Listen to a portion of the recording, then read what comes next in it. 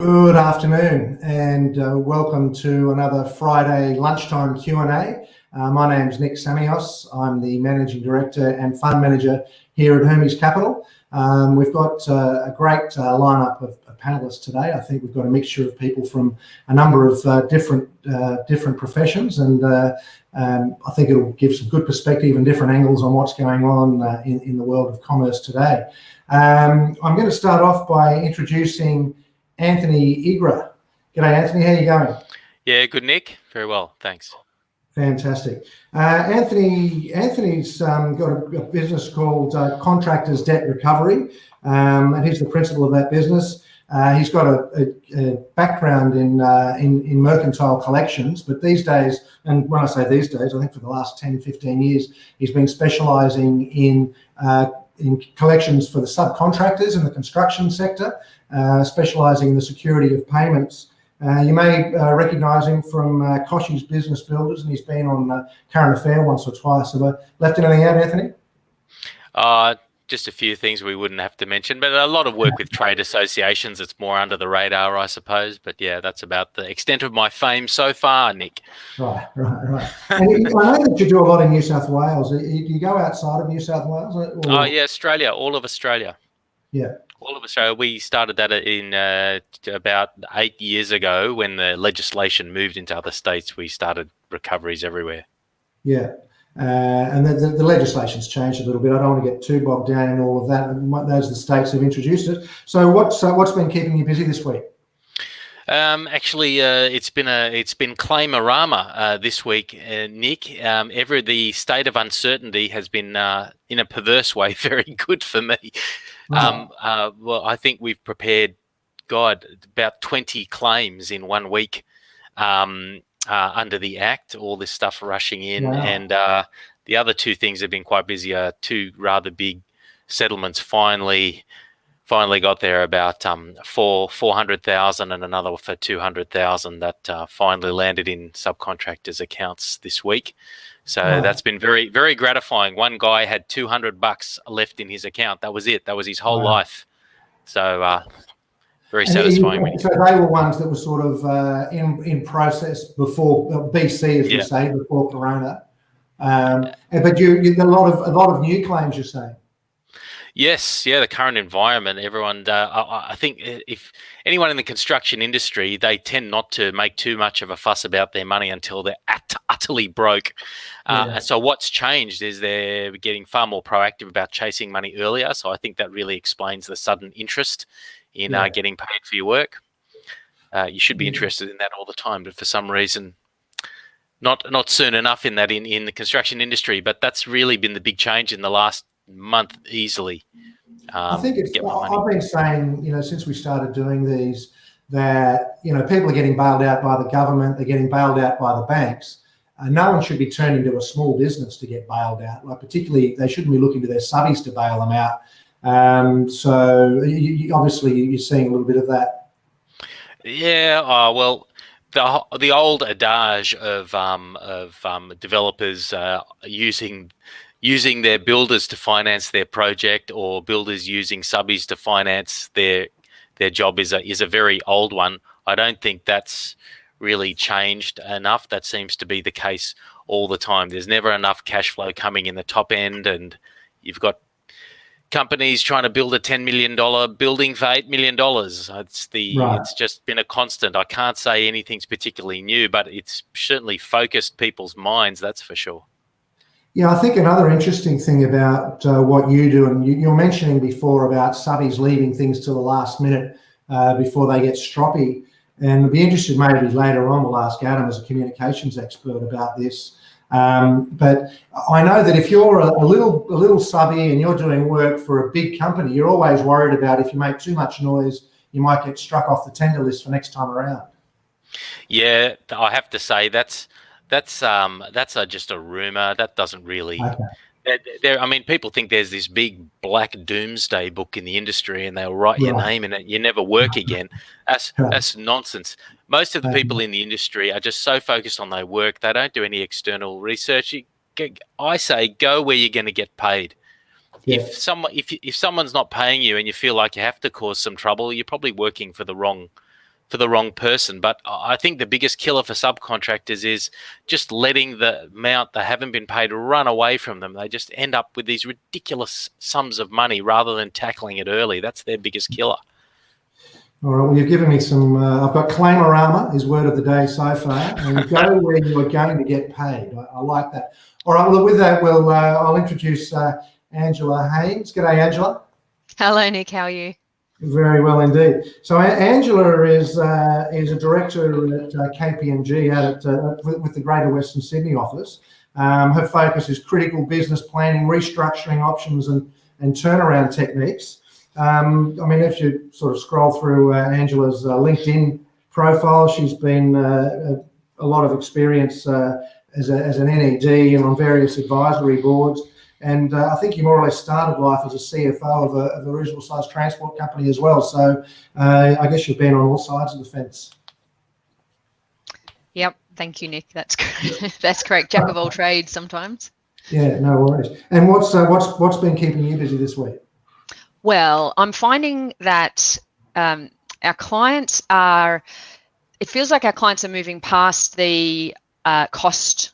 They've addressed a lot of their cost-based issues. They've jumped onto that, and now it's about looking at innovative revenue options. So not necessarily restructure the whole business, but where can I find cash that I've never found before?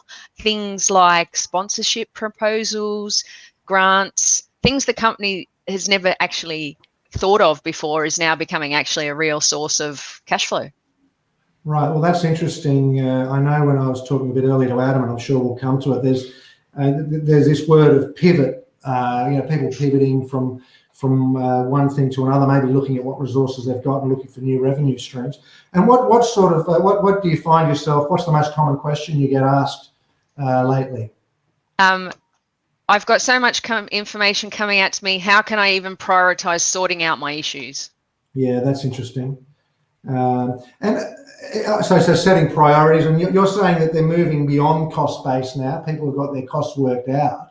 So what's sort of the next priorities above that? Yeah, so I think that there might be a little less glamour around JobKeeper at the moment. Right. Yeah. In which case people are sort of, they were sitting in a bit of a JobKeeper bubble, like it'll be fine. There'll be a bit of relief there. But I think in reality, it's not, if you're qualifying for the relief, that's one thing, but there's a whole cash flow hump that you're going to have to fund before you potentially get that relief. So there's really a matter of looking under the rocks and, in the holes, where can I find this cash just to get through this sort of next 13-week period. I know that, in your role, I know that you would have a lot of, a little bit of toing and froing anyway with some senior bankers. I'm hearing that, and I don't know if you can sort of confirm or deny this, that while everyone's talking about 6-month freezes, that the banks are really scenario planning up to 9 months. We've got to, when you start hearing, what did ScoMo talk about it this week? We're going to be hit by a truck. Oh, yeah, that's right. We're not going to ease out of this. Anyone that's planning anything under 9 months, if not 12 months, would be crazy. So, yes, there's definitely, I feel like there's a bit of, we've got the benefit of time. So that critical next sort of 3 months, there's a passage of time there. So actually you can really think about the other side. And so you should too. It isn't all just about deferring. So. Well, look, I'll introduce Adam next, but I would be interested to come back to the whole concept of scenario planning and what scenarios you plan for. So maybe hold that one in the back of your mind, and I'll bring on Adam Benson. G'day, Adam. How you going? Yeah, good, Nick. Thanks. So Adam's Managing Director of Recognition PR, Right Away Communications and Outsource. So there's PR as well as marketing, I guess, outsource, as the name says.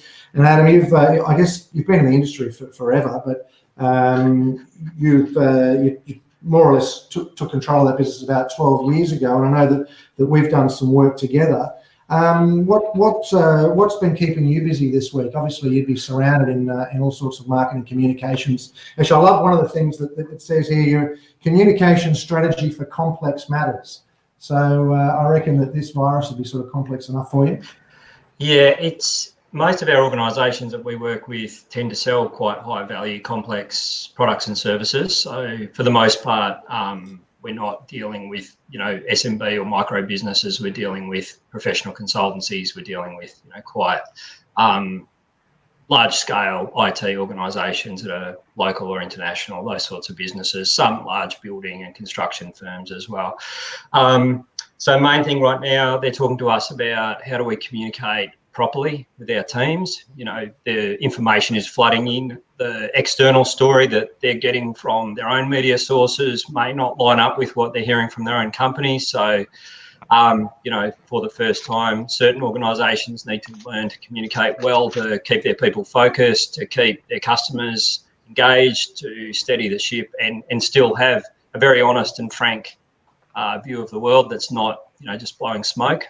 A lot of our organisations we're working with, us included, are sort of identifying where the surge might happen in terms of the opportunity to reach new markets or sell new products or services. So as Angela said, not necessarily a pivot, but probably doing what they should have been doing all along, which is investing in new products and services, thinking about how to be more nimble, more agile. Everyone's talked a good talk up until now, but there's nothing like a market reality to say, well, what does that actually look like?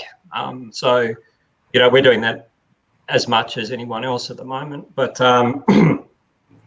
that's probably the kind of advice we're getting, or the kind of questions we're getting is, how do we react as our customer base moves out of this sort of triage and survival mode into stabilisation and business as usual as much as is possible? So how do we get our customer service back up? How do we get our products delivered properly? And then how do we think about innovation? How do we think about acceleration? And then how do we think about optimization after that, so that our newly fashioned business is sort of sustainable? And so we've got to have communications messages that fit with each of that and help companies market that new positioning. And you were saying that, I guess, your expertise in communications is being called upon not just for out like external to external stakeholders, but also with employees as well. Yeah, very much so. And I think, what's interesting is I've heard it said a few times, 3 days is a week at the moment. There is just so much new information, the national cabinet briefings, there's rumour and innuendo, there's good information, there's conflicting information, and with social media and people sitting at home consuming everything, they're armchair experts. And, I've heard it said from many organisations we're working with, staff think that our business is cashed up. Staff think that this is going to somehow keep the business afloat. The staff think that, so there's a lot of, just communicating effectively about this is the reality of what we're dealing with. This is how this is going to help us or not help us. This is what we all need to do to work together to come up with some new ideas, find new customers, rethink our whole go-to-market. And as I said, when it's business as usual, that kind of conversation between very frank and honest conversation between management and team doesn't always happen that well. And there's this sort of truism at the moment, which is, most employees know they can't go somewhere else. So management is still learning that they can be quite honest and pretty frank, because it's not like everyone's going to go, well, that's a bit rough, I think I'll go find another job. So we're having some very mature, grown-up conversations inside of companies at the moment, which might not have happened previously either. Yeah, well, that's interesting. I joke with a lot of people. I think if I see those ads on TV, we're all in this together, all that, nishy, like feel-good stuff, it drives you bananas. I mean, you just want to know what's really going on and have honest messages. I think that's interesting. Angela, are you seeing, internal communications as an issue with the companies that you're working with? Oh, I think there's the two levels, really. There's the companies that just don't know what to say, so say nothing, and that's just a recipe for disaster. And then you get sort of the over communicators that, there's got to be a balance between how much you share, because there's so much uncertainty. Yeah. You don't want to make false promises and, promise the world or promise disaster. So there's a real challenge in finding what is the right messaging, and that messaging seems to change depending on which stakeholder group you're talking to as well. So, there's employees, there'll be different tiers of employees. You got to remember the employees then go on and have conversations with your customers. So Exactly. it can be a minefield. Yeah, I mean, it's a real issue controlling the message, isn't it? Because you can control the message that you give your employees, but you don't know exactly how that's going to get relayed going forward. And I suppose, again, particularly in the restructuring space, I mean, one of the first things that you often get asked to do, I suppose, is to help address the employees, to put their mind at ease and what have you. Yeah. Oh, and look, fortunately, we're not seeing the corporate collapses that might have been anticipated. So there's actually a lot of control management still have in messaging, and the time to be able to frame up that message and get the right information to inform that message. So really, there isn't a need to be a bull at a gate with it. There's a time to be measured and informed.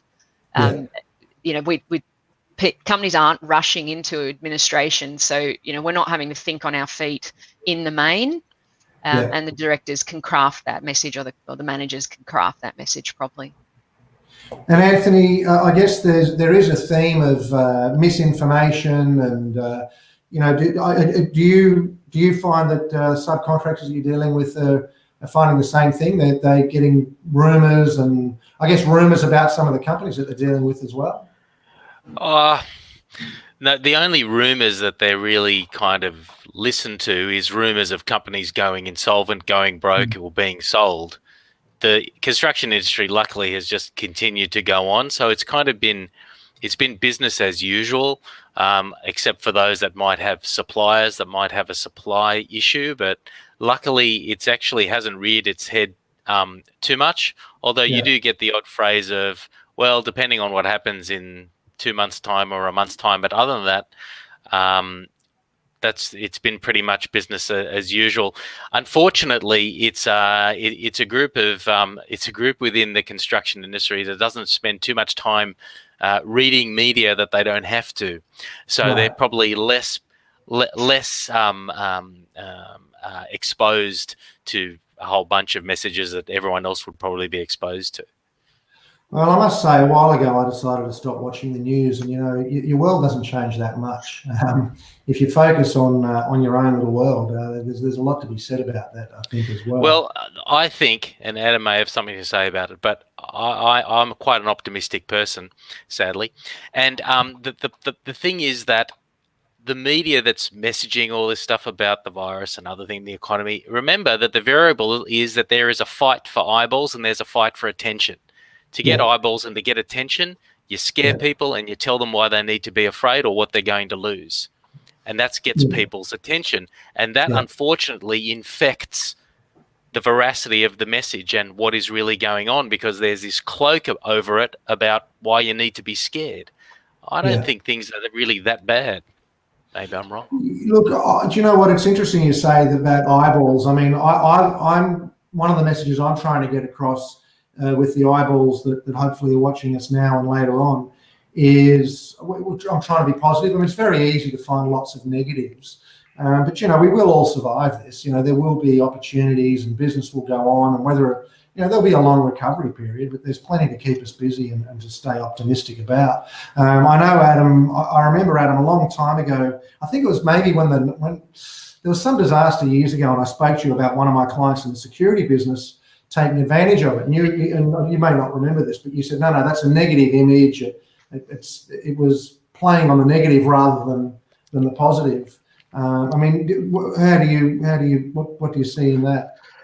Yeah, look, I've had that conversation with a few organisations that specialise in IT security, remote working technologies, and they're saying, how do we balance between, early on, I think, they were concerned that they might be seen to be ambulance chasing or taking advantage or profiteering or somehow getting an unfair advantage and drawing unwanted attention to themselves. And we were very quick to point out that, no, this is just reacting to a market dynamic, and it is it's a global issue. It's not drawing on the misfortunes of a single organisation or person or country. This is just a new market reality. And yes, you don't make promises you can't keep. Yes, you don't draw on individual miseries that might be coming from this, but you absolutely take advantage of a new market opportunity. And very shortly after that was no longer a conversation. It was just companies are so hardwired, particularly in Australia, and so they should be, not to be seen to,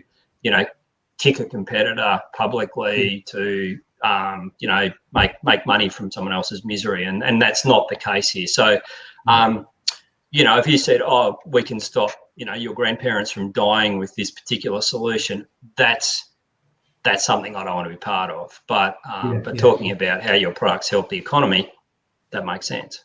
Yeah.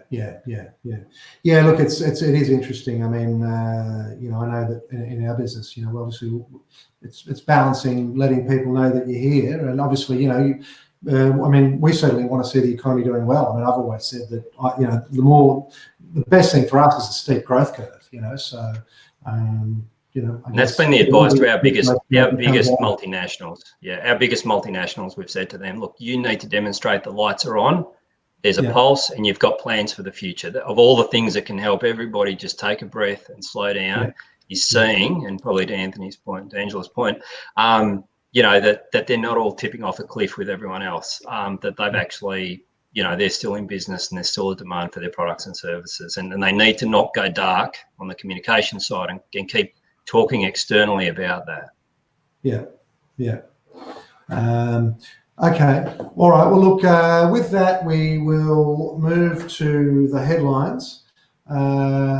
Various interesting stories that I've found. Now, this is one, again, this is out of today's paper. JobKeeper rules may be used to coerce employees.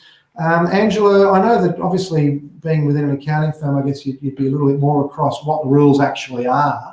Are you seeing any abuse of the rules at all? Well, there's a big hunt for facts around the rules, around the eligibility, around the timing of the cash flows. I'm at the moment, I think the forms have gone out, so employees have to fill out a form now to nominate, and the systems are getting put in around the STP and how it will get reported. But there's still uncertainty around what period of downturn can you measure against. There's questions around, do you have to pay someone that's under the $1,500 a fortnight? Do you have to pay them $1,500 to qualify? Do you have to pay it first? So there's a lot of there's still enough uncertainty there that it's still a bit of a taking stock. The pressure is, though, that some of the ATO information's coming out with deadlines that are April deadlines for information and for reporting. So there's a real as a business owner, there's a sense of panic around how quickly can I understand this. And remember, this isn't my core business. This is just my cash flow forecasting. I'm still involved in our transport company, and my husband's a great operator, but at night we still have dinner table conversations around the finance function, and I could even see his face, being concerned with how do you get over this completely new relief package that was promised as something that's really fantastic, but actually it's not perhaps known whether it really is going to play like that for the businesses that really do need it. Well, it is only meant to be a job keeper, isn't it? I mean, I often say when I heard the word job keeper, I thought it was one of the swords out of Game of Thrones, but that's another story. Anthony, what about in the construction sector with the subbies that you speak to? Are they getting their heads around this job keeper, or are you seeing it used as a? What this article was saying is that employers picking and choosing between employees which ones to keep and which ones not to keep. Although, the intent of it apparently was that you keep everybody. Keep everyone. Look, I can't say I've heard a word about it, but the first question that came into my mind was what happens with all the apprentices? They're always the first to go when times are tough. And they need it the most. They're a year away from qualifying, or they're so close, or they're thrown to the wind. There's a lot in the media about younger people in retail and hospitality, of course, but apprentices in many industries, in many trades. What happens to them under all this? I don't know. I can't put myself in the feet of a subcontracting business or any construction business and say, would I keep my apprentice on at these rates? What's an apprentice earn? I'm actually not sure. It's actually pretty good. You can find a lot of them on 80, 90 grand a year, especially plumbers and so on. But they would probably want to stay because they do need the practical experience as part of their apprenticeship, from my understanding. But you're looking at a potential talent drain. If they can't apprentice with a company, they're still a ways away from being able to work for themselves as a sole trader. So what do? Yeah, but I mean, even 70 or 80 grand. I mean, the government's practically picking up half the tab, so it's a big decision to let them go at that. All right, well, we'll move on to the next. Well, actually, what I did want to say to Adam actually was that I mean that would not be news that you'd want to get out into the marketplace, that you've been coercing your employees with this sort of stuff. That to me would be a communications challenge.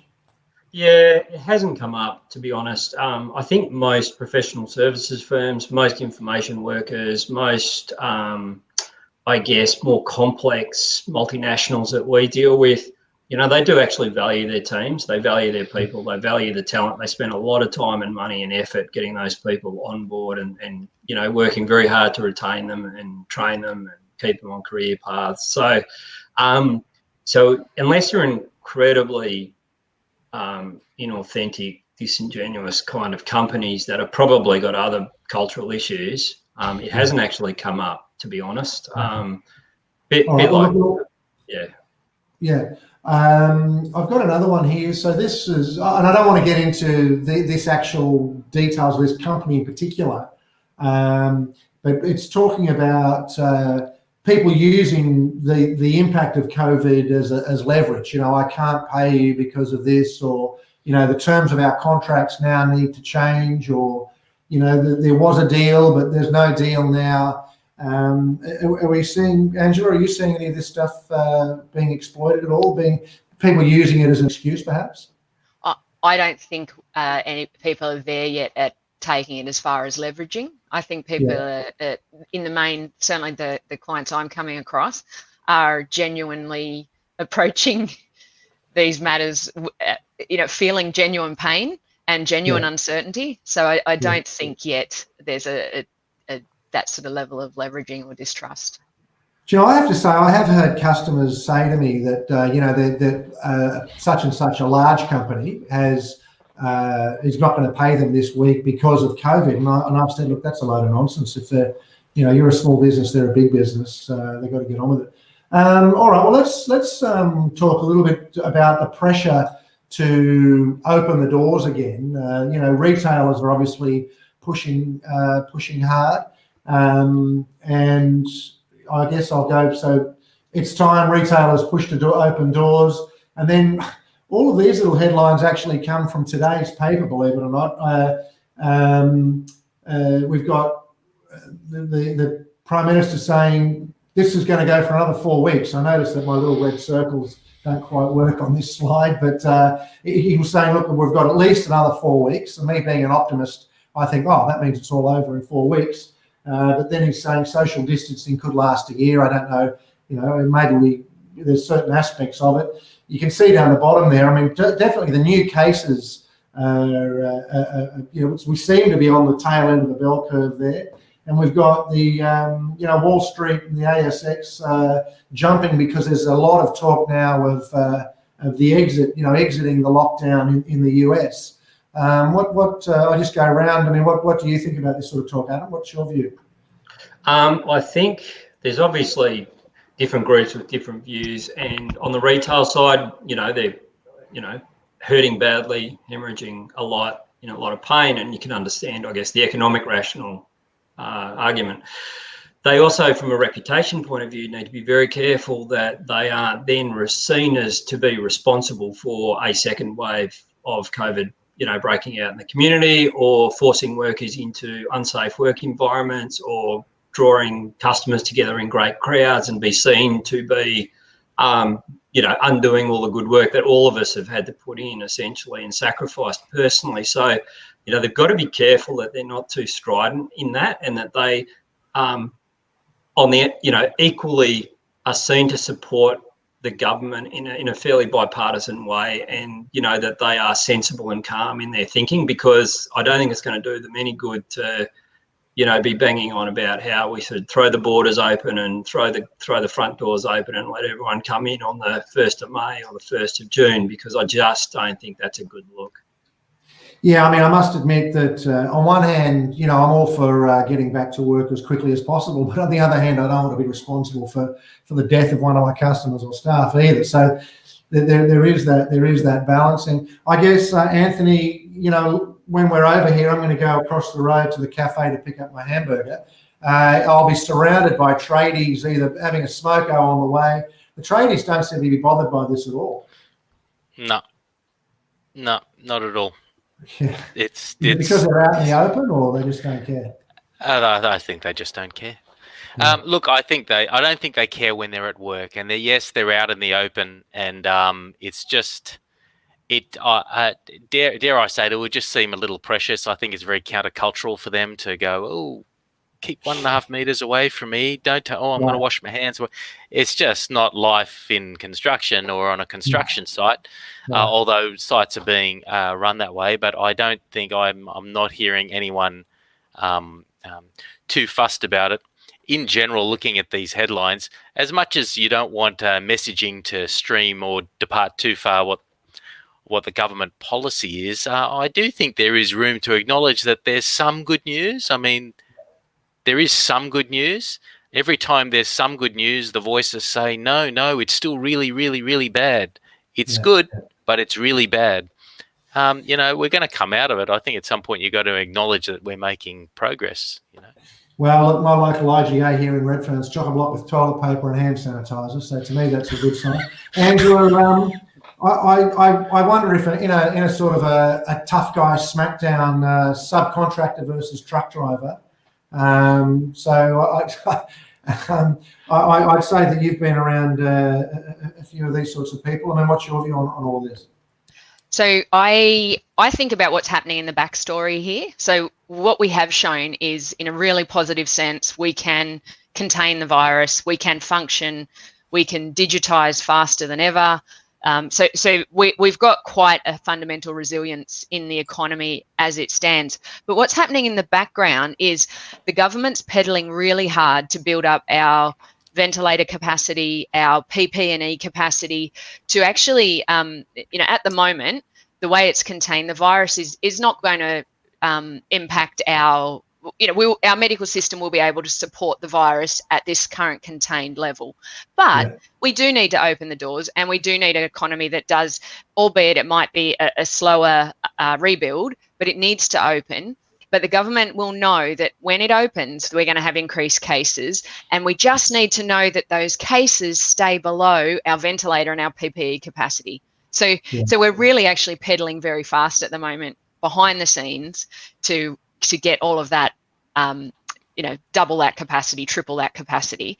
So we can, because the better equipped we are, the easier it's going to be for the government to let the virus run. So, there will be periods where it has to be sustained again. I would see it's a bit of a bumpy trajectory through to the end of the year, because we're not going to get rid of the virus.